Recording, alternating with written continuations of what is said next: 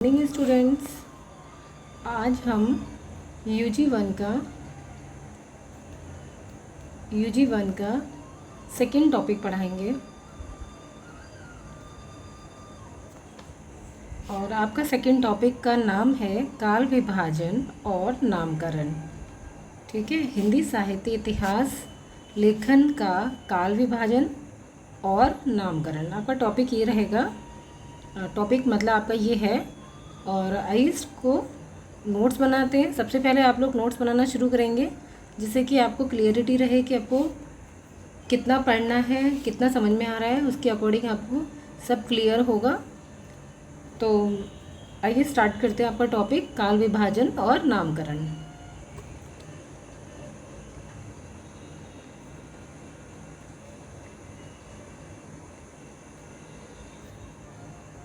सबसे पहले आप यहाँ से लिखना शुरू करेंगे कि काल विभाजन के कई आधार हो सकते हैं। ठीक है, नंबर 1, नंबर 2, नंबर 3, नंबर 4। ठीक है, कर्ता के आधार पर, प्रवृत्ति के आधार पर, विलासवादिता के आधार पर और सामाजिक और सांस्कृतिक घटनाओं के आधार पर। तो कर्ता के आधार पर देखेंगे प्रसाद युग, भारतेंदु युग और द्विवेदी युग। कर्ता के आधार पर क्या होंगे? 3 युग आ जाएंगे। प्रवृत्ति के आधार पर भक्तिकाल, संत काव्य, सूफी काव्य, रीतिकाल, छायावादी, प्रगतिवाद, ये सब प्रवृत्ति के आधार पर हो जाएंगे। विकासवादिता के आधार पर आदिकाल, आधुनिक काल और मध्यकाल। और सामाजिक तथा सांस्कृतिक घटनाओं के आधार पर राष्ट्रीय धारा, स्वतंत्रोत्तर काल और स्वच्छंदतावाद काल आदि। इस संबंध में उल्लेखनीय बिंदु निम्नवत है। आप एक लाइन छोड़कर यहाँ से नेक्स्ट स्टेंजा से लिखेंगे।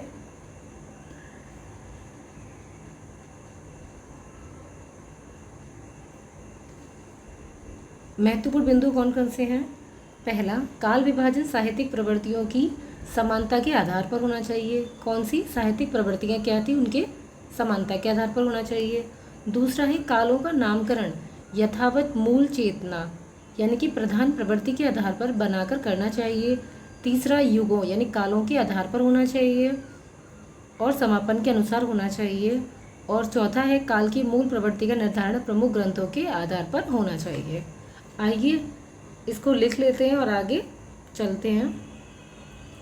हिंदी के प्रमुख इतिहासकारों द्वारा किया गया काल विभाजन। तो सबसे पहले हम देखेंगे गारसदा तासी। शिव सिंह सेंगर ने काल विभाजन का कोई प्रयास नहीं किया।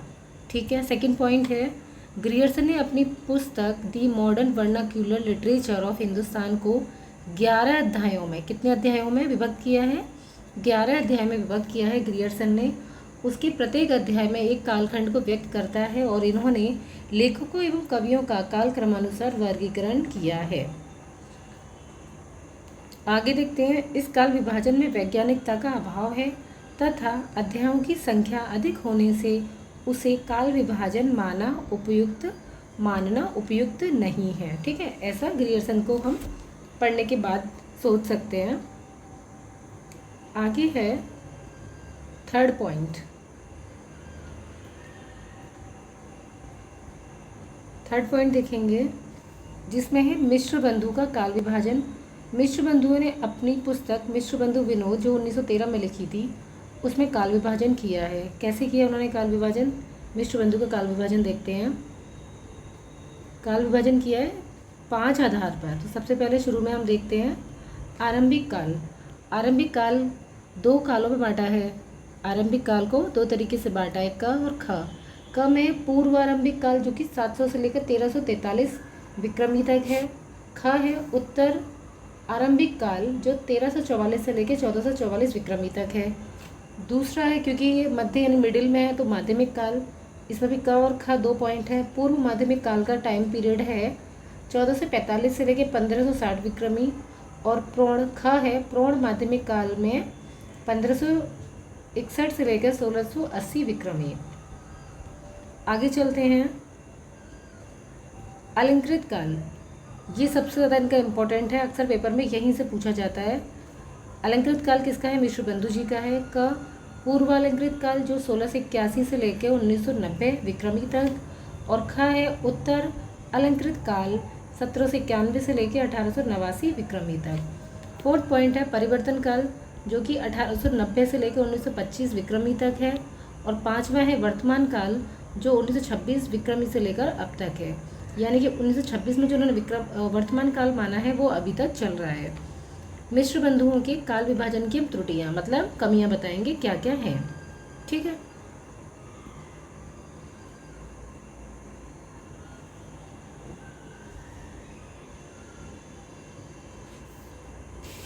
सबसे पहले पॉइंट नंबर 1, कालखंडों के नामकरण में एक जैसी पद्धति नहीं अपनाई गई। ठीक है, जो हमने कालखंड अभी ऊपर देखे हैं उनमें एक जैसी पद्धति नहीं अपनाई गई, इसीलिए थोड़ी सी त्रुटियां नज़र आती हैं। जैसे कि आरंभिक, माध्यमिक और वर्तमान काल विकासवादिता के आधार पर है, तो अलंकृत काल आंतरिक प्रवृत्ति के आधार पर। पहली इनकी कमी है। दूसरी कमी देखते हैं, इस काल विभाजन का कोई सुस्पष्ट आधार नहीं है। ठीक है। तीसरी कमी है, हिंदी साहित्य के इतिहास का प्रारंभ 700 विक्रमी यानी कि 643 ईस्वी से मानकर हिंदी के अंतर्गत अपभ्रंश की रचनाओं को समेट लिया है। मतलब इस वक्त ये जो 700 विक्रमी हैं इस वक्त अपभ्रंश काल माना जाता है, और जो कि इन्होंने हिंदी में इसको मान लिया गया, अन्य कवियों ने इसको नहीं माना। तो हिंदी साहित्य का प्रारंभ 1000 के आसपास से हुआ था। सभी लोग 1000 से मानते हैं, लेकिन मिश्रबंधु 700 से मानते हैं, इसीलिए इनको काल विभाजन को बहुत हद तक कमी माना जा रहा है। आगे चलते हैं, फोर्थ पॉइंट देखते हैं, परिवर्तन काल असंगत है तथा कालों की संख्या भी अधिक है। परिवर्तन काल जो है असंगत है और किसी कवि से ये संगत नहीं कर रहा। कौन सा वाला? ये वाला फोर्थ पॉइंट जो है परिवर्तन काल, ये इन्हीं का स्पेशल दिया हुआ है, बाकी किसी ने नहीं दिया। तो इस आधार पर इनकी त्रुटियां हम देख लिए। अब हम आगे चलते हैं, आपको यहाँ फोर्थ पॉइंट तक लिखना होगा। उसके बाद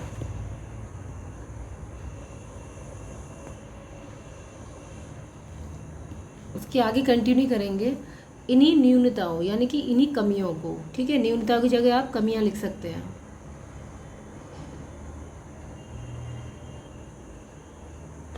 इन्हीं कमियों को ध्यान में रखकर आचार्य रामचंद्र शुक्ल ने उक्त काल विभाजन पर व्यंग्य करते हुए कहा है कि सारे रचना काल को केवल आदि, मध्य, पूर्व, उत्तर इत्यादि खंडों में आंख मूंद कर बांट देना, यह भी न देखना कि किस खंड के भीतर क्या आता है और क्या नहीं, किसी व्रत संग्रह को इतिहास नहीं बना सकता। ठीक है, ये रामचंद्र शुक्ल की कथन है, आपको लिखना होगा। इसको ब्लैक पेन से इन्वर्टेड कॉमा में लिखेंगे। यहाँ इन्वर्टेड कॉमा दे रखा है और यहाँ भी इन्वर्टेड कॉमा दे रखा है। ठीक है, एक लाइन छोड़कर लिखेंगे फोर्थ पॉइंट, आचार्य रामचंद्र शुक्ल का काल विभाजन इनका सबसे ज़्यादा समृद्ध है। मतलब इनके काल विभाजन को मान्यता दी गई है कि इनका काल विभाजन जो है वो सही है। आचार्य रामचंद्र शुक्ल ने हिंदी साहित्य के इतिहास 1929 में लिखा था, इसमें काल विभाजन किया है। किस तरीके से किया है देखते हैं। 4 आधार पर बांटा है। पहला वीर गाथा काल 1050 से 1375 विक्रमी, भक्ति काल 1375 से लेकर 1700 विक्रमी, रीति काल 1700 से लेकर 1900 विक्रमी और गद्य काल 1900 से लेकर 1984 विक्रमी तक। वस्तुतः शुक्ल जी ने अपने हिंदी साहित्य के इतिहास में दोहरा नामकरण करते हुए उसका प्रारूप निम्न प्रकार किया है। दूसरे तरीके से उन्होंने ये भी किया है। उसको करने के बाद नया नाम इस प्रकार दिया है, दोहरा नामकरण। दूसरा नामकरण ये भी दिया है कि पहला आदिकाल, जिसको वीरगाथा काल कहा जाता है क्योंकि यहाँ युद्धों का वर्णन था, जैसे पृथ्वीराज चौहान और चंद्रवरदाई, बड़े बड़े जो युद्ध वीर थे उन्होंने वीरता की थी, वीरता से वो लोग युद्ध लड़े थे, इसीलिए इस काल को कहा जाता है वीरगाथा काल। ठीक है, उनकी वीर गाथाओं का काल है ये। 1050 से 1375 विक्रमी। पूर्व मध्यकाल, इसको भक्तिकाल का नाम दिया है, जो कि 1375 से लेकर 1700 विक्रमी तक है। उत्तर मध्यकाल को कहा गया रीतिकाल, जो भक्ति के बाद आएगा रीतिकाल, जो कि 1700 से लेकर 1900 विक्रमी तक है। और फोर्थ है आधुनिक काल, जो कि गद्यकाल नाम दिया गया है, 1900 से लेकर 1984 विक्रमी तक। ठीक है, स्पष्ट है कि लोग इस चीज़ से आदिकाल कहते हैं। शुक्ल जी ने उस काल का नाम वीरता की प्रवृत्ति को प्रधान मानकर उसका नाम वीरगाथा काल रखना चाहते हैं। इसी प्रकार पूर्व मध्यकाल को भक्तिकाल रखा है और उत्तर मध्यकाल को रीतिकाल और आधुनिक काल को गद्यकाल कहे जाने के पक्ष में है। कौन? शुक्ल जी। उनके अनुसार वीर गाथा काल में वीरता की, भक्ति काल में भक्ति की और रीति काल में रीति तत्व निरूपण की और आधुनिक काल में गद्य की प्रधानता की बात की गई है। इसीलिए प्रधान प्रवृत्ति के आधार पर कौन सी? ये सारी प्रधान प्रवृत्तियाँ, मेन प्रवृत्तियों के आधार पर ही इन कालखंडों का नामकरण करना उचित है। ठीक है, आगे चलते हैं, हेडिंग डालेंगे। शुक्ल के काल विभाजन की पद्धति के दो आधार हैं। कौन से? पहली प्रधान प्रवृत्ति, हेडिंग डालेंगे। दूसरी है ग्रंथों की प्रसिद्धि। नेक्स्ट लाइन से लिखेंगे, जिस कालखंड में एक विशेष ढंग की रचनाएं अधिक मिली उसे एक अलग कालखंड माना गया और रचनाओं की प्रचुरता के आधार पर प्रधान प्रवृत्ति का निर्धारण कर लिया गया। प्रधान प्रवृत्ति के लिए लोक प्रसिद्ध ग्रंथों को ही आधार बनाया गया है। ठीक है, आगे लिखेंगे, शुक्ल जी के काल विभाजन में सर्वाधिक आपत्ति विद्वानों को वीरगाथा काल के नाम पर है। इस काल की अधिकांश सामग्री कैसी है? अधिकांश सामग्री आधारहीन है और अप्रामाणिक है, अतः इनके उसके आधार पर प्रधान प्रवृत्ति का निर्धारण नहीं हो सकता। कुछ आलोचकों ने इसे इस नाम को अनुचित बचाकर इसे आदिकाल कहना उपयुक्त माना है। आगे अगली लाइन से लिखेंगे, इस प्रवृत्ति को प्रधानता देकर शेष को गौण मान लेने का दृष्टिकोण भी कुछ लोगों के मत से एकांकी है, जो इतिहास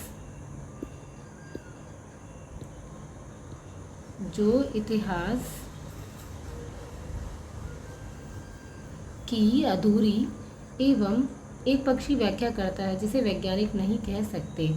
फिर भी यह कहना उचित है कि शुक्ल जी की काल विभाजन पद्धति का आधार तर्कसंगत है, मतलब सही है और पुष्ट है। उनका काल विभाजन सरल है और सुस्पष्ट है, अतः अधिकतर परिवर्तित इतिहासकारों ने उसी आधार पर ग्रहण किया है। ठीक है, आइए पांचवें हैं रामकुमार वर्मा का काल विभाजन। इनका काल विभाजन देखते हैं किस तरह से काल विभाजन करते हैं। ठीक है,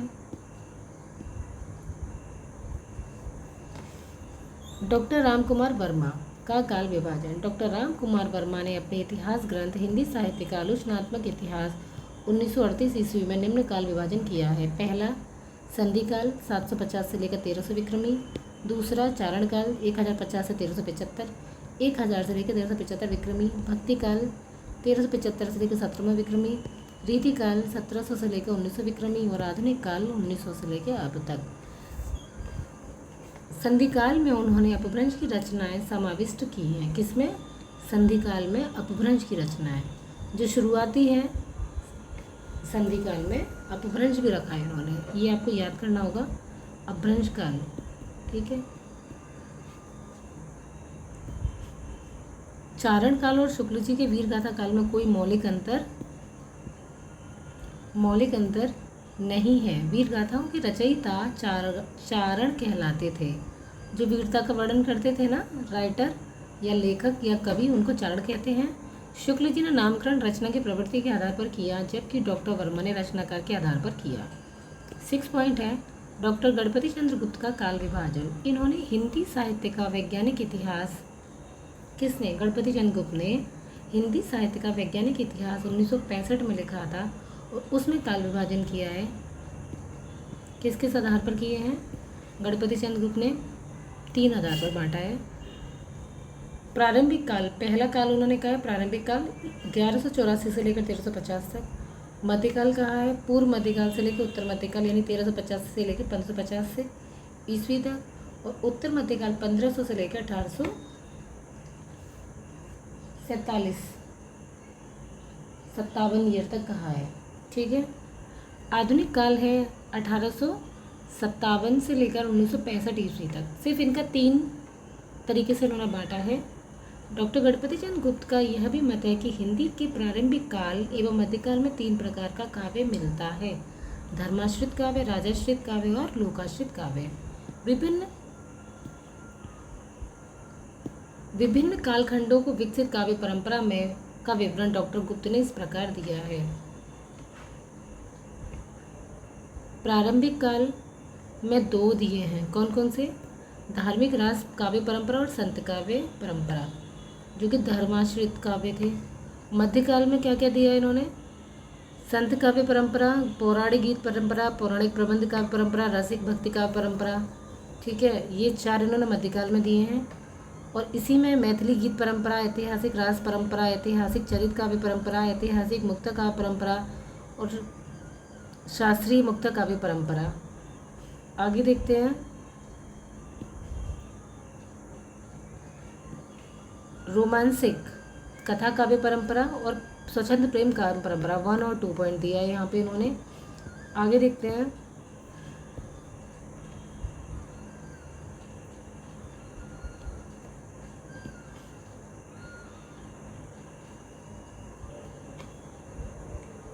ओके। तो लास्ट में आपको सिर्फ ये और लिखना होगा कि विभिन्न कालखंडों के नामकरण, ठीक है। जैसे आदिकाल, दूसरा है पूर्व मध्यकाल, तीसरा है उत्तर मध्यकाल, चौथा आधुनिक काल, ठीक है। आइए इसको एक बार पढ़ लेते हैं और इसको साफ अच्छा सा नोट्स बना लेंगे। विभिन्न कालखंडों के नामकरण क्या क्या है। आदिकाल में देखते हैं, सबसे पहले हम वीरगाथा काल।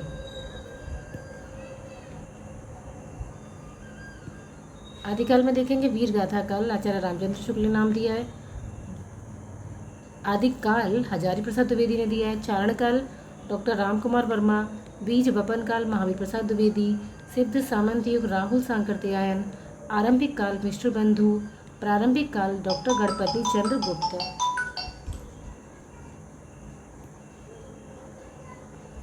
सेकंड है पूर्व मध्यकाल, जिसमें भक्तिकाल आ जाएगा। थर्ड पॉइंट है उत्तर मध्यकाल, रीतिकाल, अलंकृत काल, श्रृंगार काल और कलाकाल। फोर्थ है आधुनिक काल, जिसमें गद्यकाल और वर्तमान काल आ जाएगा। और लास्ट में आप इसको लिख दीजिएगा कि स्पष्ट है कि प्रथम कालखंड के नामकरण पर ही अधिक विवाद है। हिंदी साहित्य के इतिहास ग्रंथों में जो नाम सर्वाधिक प्रचलित हैं वे इस प्रकार है: आदिकाल, भक्तिकाल, रीतिकाल और आधुनिक काल, ठीक है। उक्त नाम ही अब सर्वस्वीकृत है, इतिहास ग्रंथों में इन्हीं का प्रयोग हुआ है। आपका टॉपिक हो गया कंप्लीट। आप सब लोग इसको लिखेंगे और नोट्स बनाएंगे, अच्छे से समझेंगे इसको। और अगर किसी को कोई चीज़ समझ में नहीं आएगी तो आप हमको मैसेज कीजिएगा, और मैसेज में देखने के बाद हम आपको उसी तरीके से बताएंगे जिस तरीके से हमने आपको बताया है। आप इसको पूरा टॉपिक एक बार पढ़ लीजिएगा, नहीं समझ में आए दोबारा पढ़िए, दोबारा नहीं तीसरी बार पढ़िए और इसको अच्छे से नोट्स बनाइएगा, ठीक है। मिलते हैं नेक्स्ट क्लास में। बहुत बहुत धन्यवाद।